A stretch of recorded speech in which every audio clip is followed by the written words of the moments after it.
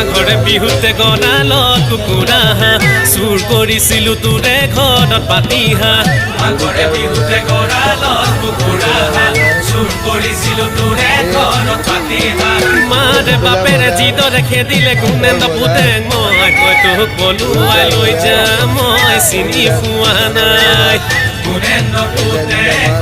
বুজি পোৱা নাই